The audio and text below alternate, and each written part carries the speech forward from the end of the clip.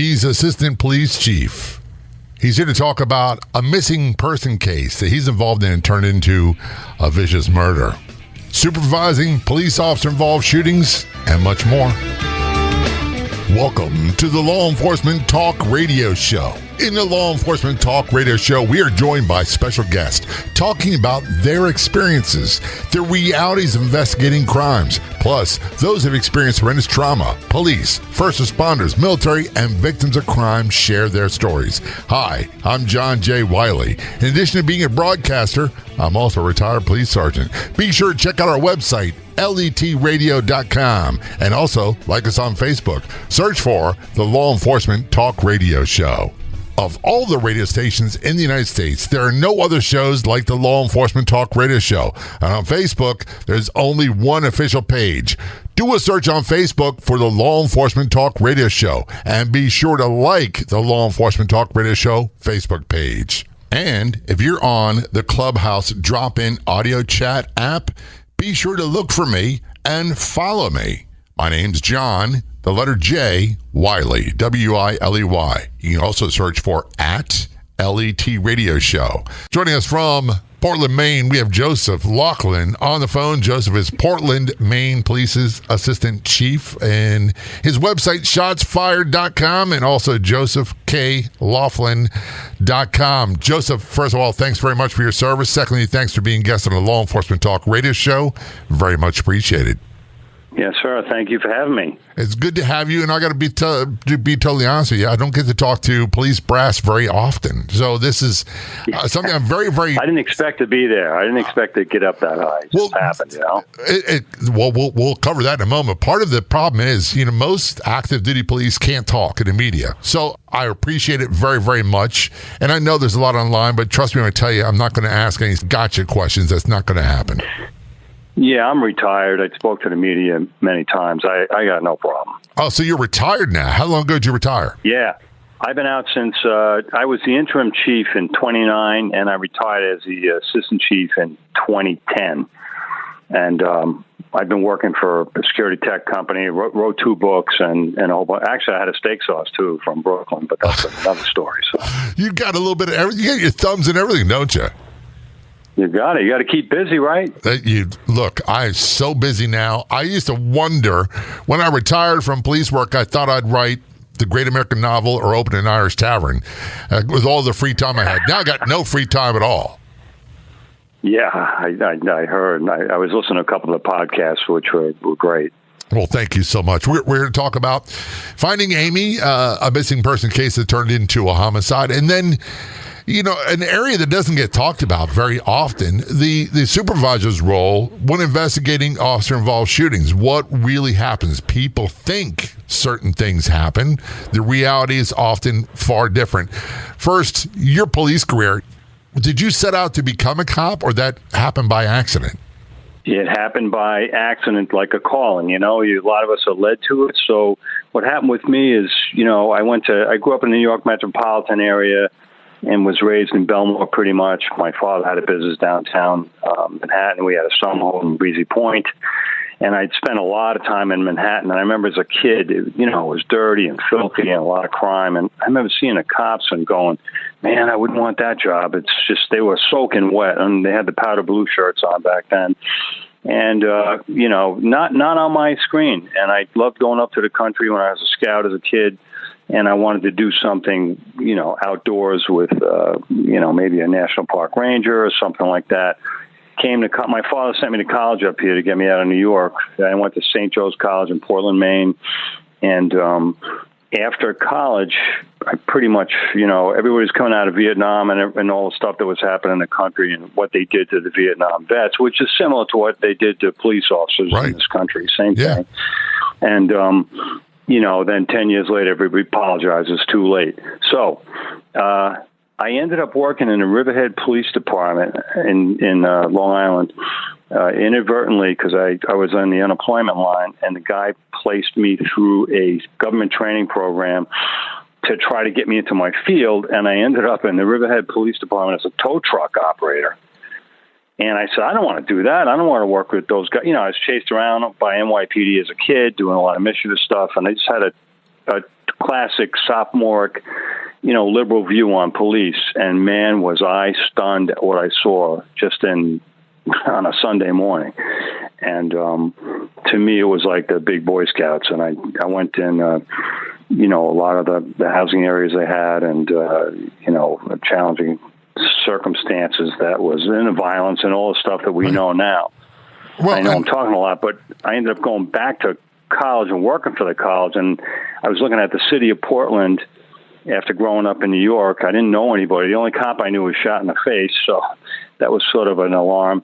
But I said, I can make a difference up here in this city, and I ended up doing 28 and a half years right here in Portland, starting on the street and moving up to my favorite position, detective lieutenant, and the rest is history.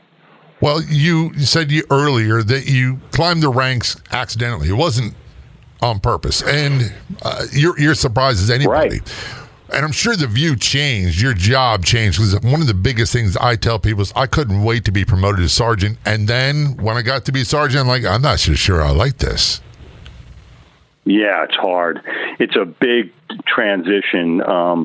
So, I wanted to be a sergeant. I actually was pushing to be a detective. So I was a detective for years. I worked in a drug unit, task force, back and forth to Boston, Lowell, and Lawrence, and all that stuff. And I became the supervisor. I loved being a sergeant, but I just saw a couple of guys I worked with recently and gals I worked with recently. And my first night, I was close with everybody. I didn't feel any different. And my first night there was some violent domestic, and they're dragging some guy out of a building. And I pull up and go, "What's going on, guys?" And they all got in their cars and drove away, and didn't tell me anything. So I'm standing in the street going, "You can't do that." Right. It was pretty funny. And it's just sort of like, your first test of how you're going to be. I loved the officers, and that's evident at the end of my career. And anyhow, so after that, I worked to lieutenant, and I wanted to be the DLT, and I ended up doing that for a good 5 years under Mike Chitwood, who was an unbelievable chief. He was the highest decorated Philadelphia police detective and became the chief here for 14 years. And I believe his son is the guy's sheriff amazing. Of Volusia County, Florida. And is that the same Mike Chitwood? That's his son. Yeah. That's his son. I think Mike is now... He's late 70s. Yeah. But the guy just had so much passion, like me, and he's the one who kept pushing me to go further. And, I didn't want to be a captain of patrol or any of that stuff. I loved my job. I worked with the media, all the different organizations, everybody from the FBI to, the AG, the U.S. Attorney, the whole 9 yards. And then the media. I did a lot of media stuff. I did. But I loved that job, and he just kept pushing me to go further. And I ended up being in captain of patrol. Then I moved up from there. Reluctantly at times. I'm of the belief that, and I was told a long time ago, and I'm in the same era as you, Joe. When I was a little too young for Vietnam, but I was trained by a lot of Vietnam combat veterans. And we had a couple of Korean War veterans that were command staff, and they were phenomenal police. And one of the things they drilled in our head from day one was the concept of respect. You give respect to everyone until they change the tone of the conversation. Then there's no backing down. As a police officer, you're kind of in a fishbowl. You really cannot back down too much. Yeah, it's what people, I'll make a general statement is people, society have very little realistic information about what police do on a day-to-day basis and the difficulties and the violence they're faced with every day. And there's another expression I always said is police work and function in a world that goes far beyond the realm of normal experience. Even what you see in one shift alone, I give an example of a violent accident where people are killed and dismembered. That might be the first call of the day. Meanwhile, anybody who witnessed that is a mess for their life. And you just negotiate from one difficult human situation to the next. It never ends. We're talking with Joe Laughlin. He is retired Portland, Maine Police Assistant Chief, also author of a couple books. And we're talking about investigating a missing person that turned into a homicide, and then supervisor roles investigating police officer involved shootings. This is Law Enforcement Talk Radio Show. Don't go anywhere. We'll be right back. Are you looking for great products that can be game changers for people, for their physical health, for their overall well-being? Go to letpops.com. That's letpops.com. I take these Juice Plus products. They make a world of difference for me. Better energy. I sleep better every night. Full night sleep every night. 0 leg cramps and more. Many people will tell you about the wonderful things that these products do for them. Plus, it can be a phenomenal business opportunity. You can help people improve their lives, and for a very small fee, get a complete back end, complete website, 0 inventory, no shipping, none of that stuff. Get full details on our website, letpops.com. That is letpops.com. Discover the exciting world of podcasts at hefepods.com. From captivating stories to life advice and much more. There's a podcast for every interest and passion. Be entertained by your favorite radio personalities in both English and Spanish. Don't waste any more time. Find a great English or Spanish language podcast to follow and discover a world of possibilities in your own language. Find the best podcasts at hefepods.com.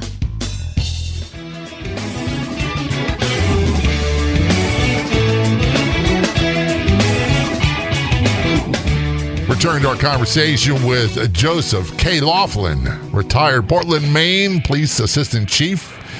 And he is also author of a couple books. Website shotsfired.com and Joseph K. Laughlin, LOUGHLIN.com. Joseph, I want to talk about Finding Amy. One of the biggest challenges that we have in police work that a lot of people don't seem to understand is what it takes to find missing people and how often these cases turn into, for lack of better words, murders. Yeah, that's a great question. You know, most times, you know, we're finding people within 24 hours. And I got a host of examples in my city, which I refer to as a microcosm of any big city, and changed a lot. But yeah, usually in the first 24 hours. So in this particular case, you know, the 2 detectives came to me, called me at night and said, listen, we got a missing person girl. And I'm thinking, you know, okay, so what is it? It's, you know, drugs, alcohol, relationships, gamble, who knows? The typical, and we usually turn up in 24 hours. So it's kind of rare. Well, within probably 12 hours in the morning when I said, you know, look, this is the real deal. This girl is just an amazing person. She just hasn't showed up for work. She hasn't called her mom. She's, you know, she departed from her behavior dramatically. And then from there, so game on. Of course, there's a million other cases going on. But we first thought that it was a different guy, and it shows exemplary police work. Because this guy, the other guy who was with her in a nightclub the night before, had her purse, her cell phone, slept in her driveway rather than her house after he, you know, slept in her house the past 2 days. It was a friend, and he wanted more than that. So he also had some anger in him, and he had his criminal history. So, oh, man, we got the guy within 24 hours. And we had him inside. He came in voluntarily, and I really believed. And good detective, Dan Young, comes up to me and goes, I can't eliminate these other 3 guys. And it turned out to be a total different person. We ultimately eliminated this guy, and we didn't know where the girl was, you know, and is she missing? Is she taken off? Is she in somebody's basement, still alive? Who knows?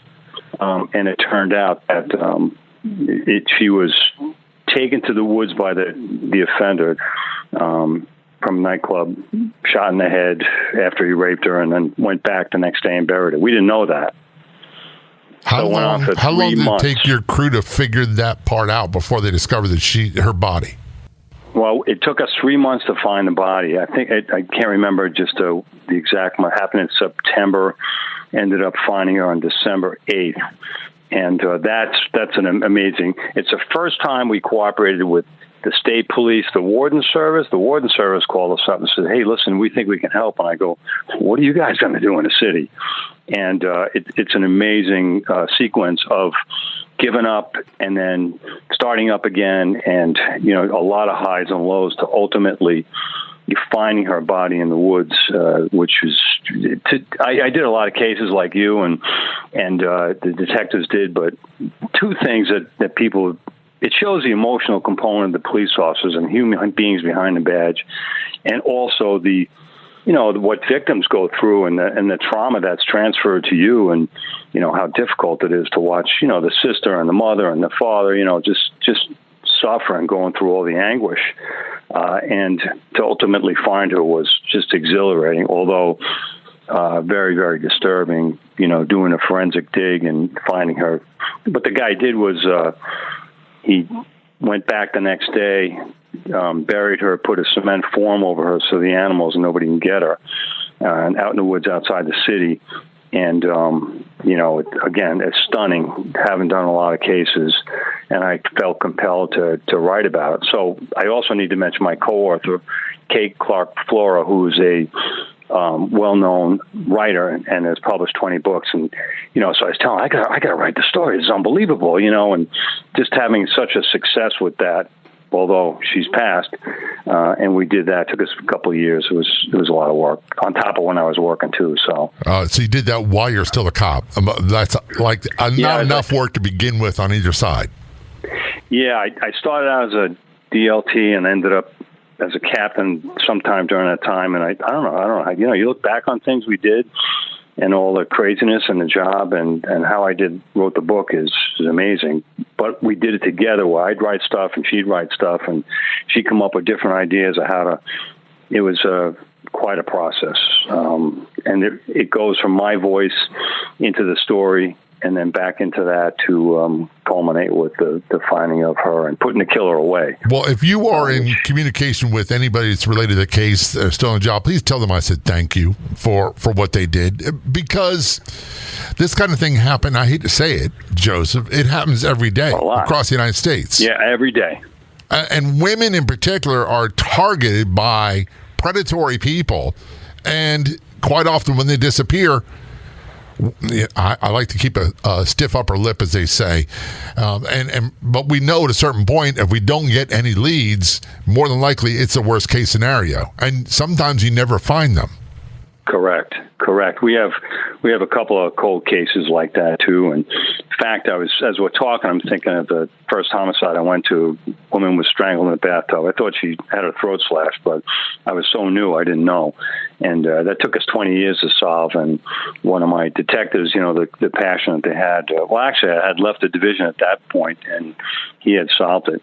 But the two primary detectives in the Finding Amy case, Amy St. Laurent, is Dan Young and Scott Heracles.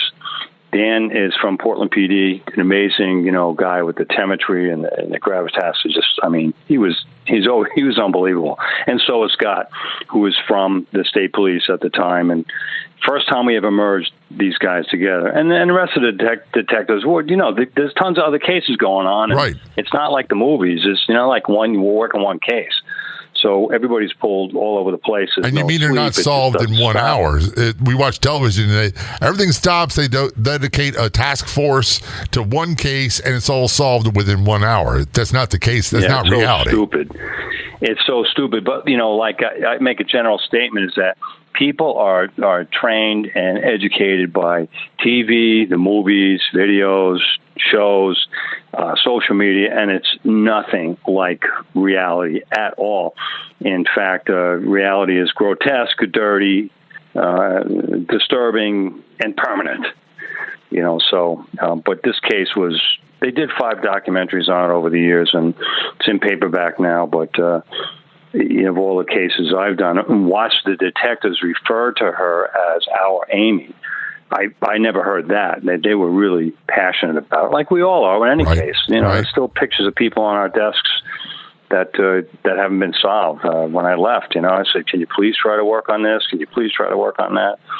And they're still doing it, right? Well, one of the things that I tell people is that the cops I know, and myself included, and when I say cop, by the way, it's a compliment coming from me. Me too. Yeah. I feel the same way. Who's a cop? Who's a street cop? There's a difference. There's a huge difference. And but we're not haunted by the cases we solved. We're bothered by the ones we couldn't solve. And quite often, It's not always the case, but quite often we have a really good idea who did it, but we can't come up with this thing called probable cause to, in fact, arrest. We're talking with Joe Laughlin. Joe is retired Portland, Maine Police Assistant Chief.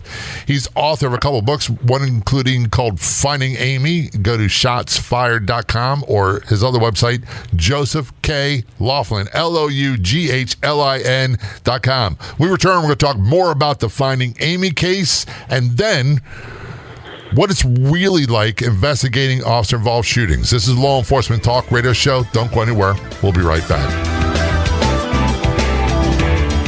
I am Meg Marie O'Rourke from Harmony with Food. Do you ever wonder what foods you should or should not be consuming based on your own unique needs? At Harmony with Food, we are now able to determine exactly what foods we should or should not be consuming through advanced testing.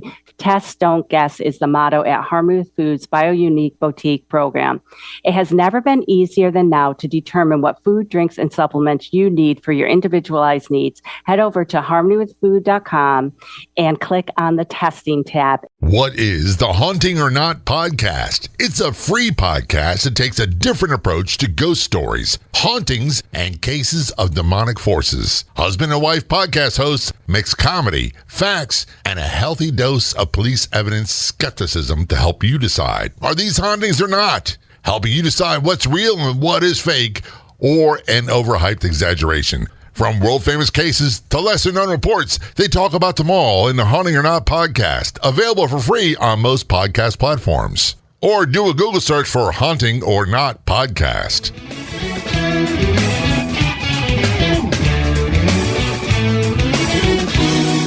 Return to conversation on the Law Enforcement Talk Radio Show. Joining us from Maine, we have Joe Laughlin. He is a retired Portland, Maine Police Assistant Chief.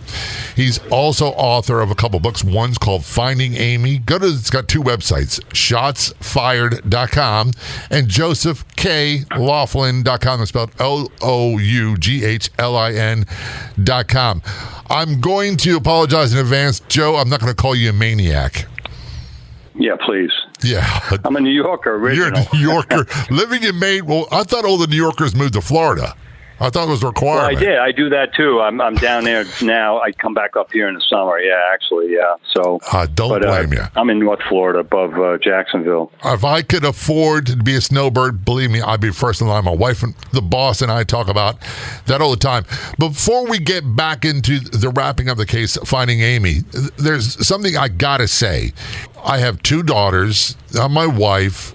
My mom, 4 younger sisters. And one of the things that we taught them, and I learned this in police work, is if someone wants to abduct you, fight them like crazy. Make them kill you on a scene because they will definitely kill you later on. How would you respond to that? I'd recommend that. I mean, first look for an avenue of escape. If you know some basic, self-defense, like the biggest button you can slap into is the guy's Adam's apple. But once you're grabbed and everything, you got to fight like. Right. Now, the other thing that we were talking about briefly is when they're in a bar, the date rape drugs are going around again like they were, and that's what happened to Amy because this woman would never depart from her normal behavior. So constant awareness, and you just got to be aware. Number one, as you know, and how we ex-cops look at the world. Even today, I'm still doing habits that I did, 30, 40 years ago. Just how we look at doors, windows, cars. All that stuff. So awareness for women is paramount to their success. And I like pepper mace, too. Oh, pepper mace, but no weapon is good unless you know how to use it and keep it in the same spot every time. Well, I like the idea, a fight like I really do. And realize there's people like me and Joe and others looking out for you. Now, we can't be everywhere all the time, but there are a lot more people like us than there are predators. However, predators look for the weakest of the weak, and they prey on them. And you said earlier, date rape drugs, all those things, it was an issue when I was a kid. Yeah, me neither. it's just triggering a lot of stuff for me. Is that I go into a supermarket and you as a cop, the only two people looking around in the supermarket, everybody else is oblivious, thinking on their phones, they're walking around with their pocketbooks exposed, is cops and criminals. Right. You got your head on a swivel, you're looking, that guy doesn't look right, and sure enough, they're following someone trying to get their pocketbook as they're preoccupied in the produce, and you got to be aware, because it's a lot of dangerous and people out there that are looking to capitalize. Well, one of the things, and we'll move on to finding Amy in a moment, is I tell people you will never see me in public wearing headphones, ever. People that do that, I don't know how they do that. I want to be aware. I want to hear everybody. I want to hear everything. And it's not that I live in fear that someone's going to sneak up on me, but it's been done before, and I'm not going to volunteer for that again. Yeah, me too. Yeah, I get it. So I want to go into finding Amy. One of the things you said earlier in the conversation, you had a detective that said, I can't clear, and I think the words you used, and I'm paraphrasing, was excellent detective work. He couldn't clear 3 other people, and the initial suspect turned out not to be the one who did the murder at all, did he? Correct. That's the initial suspect. His first name was Eric. I don't want to talk about his last name, but he came up to visit her, and he had interest in her, romantically. She did not. She had just broke up with a boyfriend. Of course, the first place you go is the boyfriend, and we eliminated all that stuff within 24 hours. But with Eric, this guy, I said, he's a guy, there's no doubt.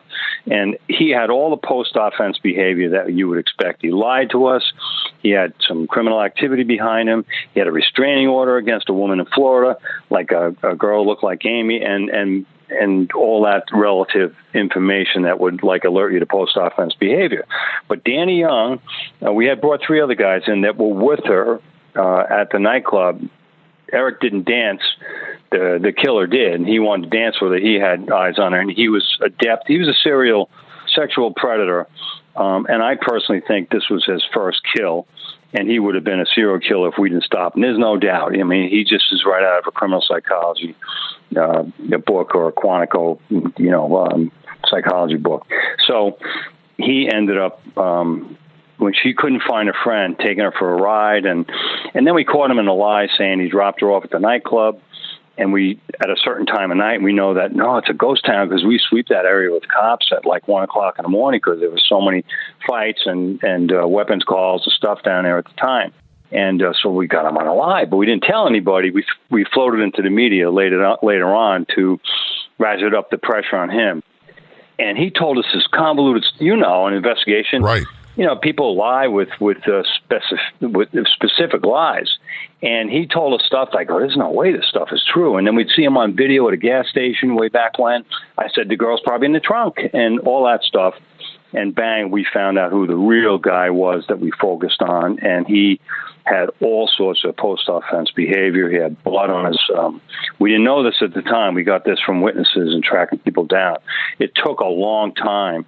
And then I'm saying a couple of months into it, Danny Young comes into my office and says, hey, boss, I did something stupid. I didn't check him on DMV right off the bat. And he was stopped by the adjacent police department a city over. And there's layers of this stuff. And sure enough, he was stopped by a cop when he was telling us that he was, already home in bed. And then we tracked down where he lived and talked to people and the time element. Nothing matched up. I go, he's the guy, but where is the girl? And where's Amy, and we just went through a protracted, exhausting, the primary detectives didn't sleep, and everybody was invested. It was national news. Her photograph was all over the city, pasted everywhere, and the pressure was enormous on everybody to solve this case, and we did. It's a stunning ending. That stand out to me. One is, we'll get to this last, the happy ending. Everybody wants a happy ending, myself included. However, quite often that doesn't happen with missing person cases. Correct. Secondly, the thing that stranger on stranger murders are very, very hard to solve, because we go through the process, and maybe elaborate a little more. We start with who their closest people are and work our way out and follow the evidence. Not just suspicions. Correct. You can have suspicions all day long, but if the evidence doesn't support it, you got to eventually abandon it and go. A lot of people think, well, they just picked on him because he's the boyfriend. Right. Well, you got to. It's a Socratic method of like, if that's the answer, what's the question? How do you isolate a fact and circumstances that would lead someone to believe, okay, this is definitely true? So we had a murder board up and all that stuff, and okay, here's a time frame. Here's a timeline. We know this. We know that. We know this.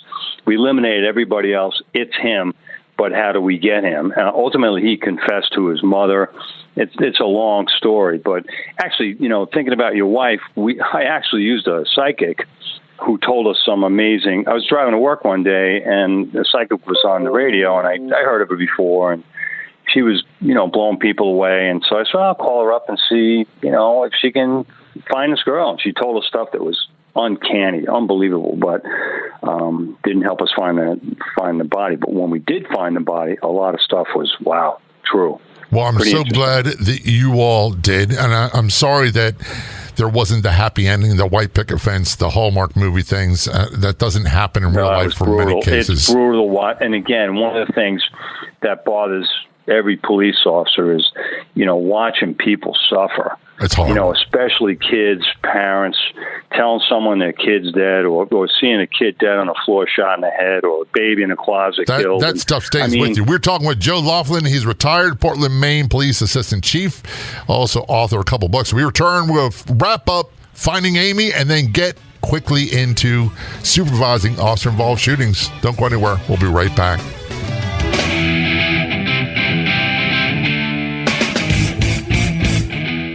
If you want to be a guest on the Law Enforcement Talk Radio Show, simply contact us. It couldn't be easier. You can send us a message on Facebook. Look for and like the Law Enforcement Talk Radio Show page, or email jay@letradio.com. That's JAY@letradio.com. And if you're on the Clubhouse drop-in audio chat app, be sure to look for me and follow me. My name's John, the letter J, Wiley, Wiley. You can also search for @LET Radio Show. That's John J. Wiley, Wiley, @LET Radio Show on the Clubhouse drop-in audio chat app.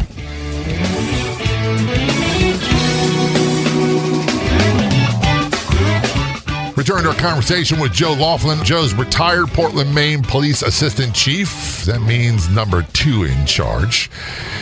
He was involved as a detective lieutenant supervisor in the Finding Amy missing person case that turned into a horrific murder. And they did get the perpetrator. Good job by you and all detectives. A book that he wrote called Finding Amy. And he has 2 websites, Joseph K. Laughlin, LOUGHLIN.com and shotsfired.com. I want to change gears very quickly, Joe. We talked about the public's lack of correct information about missing persons investigations, murder investigations, all that stuff. But one of the areas they really don't get at all is when officers have to use deadly force. And as a supervisor, you were involved in a couple of those cases, weren't you? Yeah, and also as a street cop too, I went on shooting scenes or was shot at and all that stuff. And people have, again, and I mean this in my heart, having not wanting even to be a police officer and then being one, people have no idea what police do and how they're going from the drug, the desperate, the deranged, the dirty, filthy places and horrible situations and all the traumatic things they're exposed to, especially with kids, and a couple of examples I just gave you. But yeah, so then I was a detective lieutenant, and they call me up to say, hey, we just had a shooting. I'm going, okay, and it's not, again, it's not the movies, it's not TV. Every officer I spoke to on scene and afterwards, and then interview with my book, said the same common thing. I wish it never happened. I didn't expect this to happen. It was just a routine call. It ruined my life. And when I interviewed a lot of officers, in my city, and especially from Portland to Miami doing the book, a lot of we had to stop the tape, and it was so, a lot of them cried, a lot of them couldn't finish the interviews, and it's nothing like what people are led to believe by the pernicious and pervasive media. Well, you got to think about the people behind the media. But anyhow, I saw out with the first when Michael Brown happened, that whole story never happened. What was portrayed in the media, hands up, don't shoot, That never happened. Brown was inside the car grabbing a cop's gun. He's a known felon. Plenty of girls in that neighborhood are saying that how dirty and filthy and rotten person he was, and they make him into a hero, which is terrible. The whole country burnt down on a lie. And all these foolish people are running around with their hands up, don't shoot. And then there's a deliberate destruction of police in this country. Anyhow, so one of the first terrible shootings I went on as a DLT was one of my friends and coworkers, Jimmy Sweat, was stabbed 11 times. A routine call, throwing a guy out of a bar. He went back to the bar and said, I'm going to blow this place up and get you guys and kill everybody. You know, we knew who the guy was. So they go to a suburban neighborhood to chase him, and he goes in a garage. And Jimmy and Glenn McGarry was a brand new police officer. And Jimmy squirms into the garage and goes up this, dirty, tiny stairwell to chase a guy. And the guy just starts slamming a knife into it. Now, Jimmy's a Marine, was in the Gulf War, SWAT team guy like me. I was on a SWAT team too for years. And, he knew his stuff. And it just shows you a routine call. Anything can happen anywhere at any time. I've been in the hospital a bunch of times. I've watched cops get shot, stabbed, cut up. It's horrible. People have no idea. And I mean that. They have zero idea. TV, movies, and everything educate them. So when he gets to the top of the stairs, he's fighting with this guy. Glenn finally gets inside the garage, and Jimmy realized he's just paralyzed, and he thought he was sweating, and blood's pouring down through his torso. And he's screaming to Glenn, Glenn, shoot him, he's killing me. And this guy just didn't stop. And, how Sweat is alive is amazing, a miracle. And when the first cops got there, they said there's no way he's going to live. And, Glenn ultimately shot the guy as he was riding Jimmy like a bobsled down a stairwell. And you could see him slamming a knife into him, big knife. And 11 times. Anyhow, I get to the scene as the first boss there. And, I was close with everybody and really close with Jimmy at the time. And, the sergeant looks at me. Tommy Joyce got that steel blue-eyed guy was great on crime scenes. You got certain people that he go, wow, okay, we're good. We got this guy, we got that girl, yep. We're good. And Tommy looks at me, he goes, Jimmy Sweat's dead. And I go, what? And I just felt like, it was a surreal, I felt like falling backwards. And I can't describe it. Sometimes when you just get shocked. And I'm like, oh, man, okay, we got some work to do here. And then we do the crime scene and everything. Meanwhile, the poor kid, and I mean kid, and this is how we started developing peer support and everything, Glenn McGarry, a street supervisor gets there and says, hey, string up this place. We got to do a crime scene. They took the guy away. There was a dead guy in a garage. And nobody knew he had done the shooting. The kid's, at the time he was a kid. He's commander now. He's covered in blood and everything. And so it just shows you how, back to the media thing, it takes us hours to just figure out fundamental preliminary information on what happened. And then you watch the media when they're doing, a videotape or video clip or talking to some person with no credibility in the street, and then the whole country erupts again. And the facts are totally, totally different. And I got thousands of examples of that. That's my first big one, and I got a whole bunch of them I went through. And unfortunately, we don't have time to go all. I got to have you back. But one of the things that happens is, and I understand the reasons why we can't have the officers involved talking. We're talking about criminal cases, and they're silenced. They can't say anything. But not. I was in 4 shootings in a little over 10 years, Joe, and none of them went like the media said. The first 2, I never fired a shot back. The second 2 were long, drawn-out affairs. But nothing was even remotely close. I don't talk a lot about it now, but I'll say this.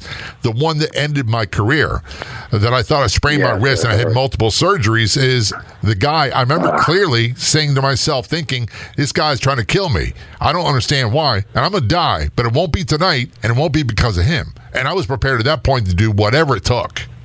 Yeah, exactly. I mean, and if you ever have a chance to read the book, and I feel interviewed a lot of cops all over the country, And again, even ones that were shot in the head and survived, ultimately committed suicide or quit the police department. But the trauma you go to and the physiological and psychological imperatives and impacts that happen during these events, tunnel vision, audio exclusion, right, audio enhancement, seeing things going in slow motion. I mean, I just got so many examples, and self included, although I wasn't in a shooting. I didn't have to Oh, that's another thing for the public. 99% of us go through our entire career without ever using our weapon. Right. But look what they did to society and the people in the country. And in general terms, the chances of anyone, black, white, green, yellow, getting shot by the police is 0.00033 of 1%. But look what they did. And I feel bad for citizens in this country and what's happening now, and the pernicious and pervasive. Right. Ultimately, the people that can afford at least pay the price the most. The ones in the high crime neighborhoods, that's where no one wants to be police. They're not going to get police. And the ones living behind the gated walls and all that stuff in the exclusive communities don't suffer. And by the way, Portland, Maine, you would always think it was a sleepy little town. It's not. What's the name of your book about the officer-involved shootings? It's called Shots Fired: The Myths, Misunderstandings, and Misconceptions About Police Shootings, and real information that the public has never, some of the myths like unarmed persons not dangerous, or why the police shoot so many times, why didn't they use a taser, why didn't they, all the stuff that relative to that. I mean, I can talk on that for hours. Oh, we'll have to have you back for sure. Sitting down with officers is brutally intense. So there's two books written by Joe. One's called Shots Fired. The other one is Finding Amy. And you can get more information at his website, two websites, shotsfired.com, and also Joseph K. Laughlin, LOUGHLIN.com. Joseph, can they reach out and contact you via your websites? Yeah, it's on my website. And don't forget my co-author, Kay Clark Floor, because just the writing of the second book and interview, I did all the interviews, but putting that together man, she came up with so many great ideas. It's amazing. It's amazing. So we'll have to check it out. We'll have to have you back. Contact with me. Thanks so much for being a guest on the Law Enforcement Talk Radio Show. Very much appreciated. John, thank you very much, and keep doing what you're doing. I hope it makes it is making a difference, so thank you. I'd like to thank our guests for coming on the Law Enforcement Talk Radio Show. The Law Enforcement Talk Radio Show is a nationally syndicated weekly radio show broadcast on numerous AM and FM radio stations across the country. We're always adding more affiliate stations. If you enjoyed the podcast version of the show, which is always free, please do me a favor and tell a friend or two or three. I'll be back in just a few days with another episode of the Law Enforcement Talk Radio Show and Podcast. Until then, this is John J. Wiley. See ya.